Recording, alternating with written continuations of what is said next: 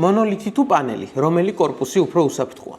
ახალი კორპუსების უმეტესობა მონოლითურია. მონოლითური მშენებლობა გულისხმობს შენობებისა და ნაგებობების აგებას ადგილზე რკინა ბეტონისგან. ეწყობა არმატურის კარკასი, ხდება ყალიბების დაყენება და ისხმება ბეტონი. პანელური მშენებლობისას ქარხანაში წინასწარ დამზადებული ბეტონის ფილებით ხდება შენობის აწყობა. პანელური ტექნოლოგია უფრო მარტივი და სწრაფია. იგი გასულ საუკუნეში მასობრივი ბინადმშენებლობის პერიოდში გამოიყენებოდა, მათ შორის საქართველოშიც. ძველი საცხოვრებელი კორპუსების უმეტესობა პანელურია. მონოლითურ კორპუსებს ერთიანი სტრუქტურა აქვთ. ისინი უფრო გამძლე და სეისმომედეგია. პანელური კორპუსები ნაკლებად მტკიცეა და მოწყვლადია მიწისძვრების მიმართ. მონოლითური კორპუსები, როგორც წესი, უფრო ენერგოეფექტურია, დაცულია თბო და ჰიდროიზოლაცია.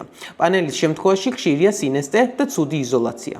მონოლითური მშენებლობა უფრო ხანგრძლივია და ხშირად 2-3 წელი გრძელდება, თუმცა ის მეტად უძლებს დროს და უფრო უსაფრთხოა.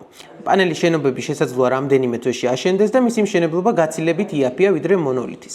რა თქმა უნდა, ორივეს აქვს თავის დადებითი და უარყოფითი მხარეები. მიუხედავად იმისა, რომ პანელის კორპუსებში ბინის შეძენა შედარებით ხელმისაწვდომია, სულ უფრო მეტად იზრდება მოთხოვნა უფრო ხარისხიან მონოლითურ კორპუსებზე.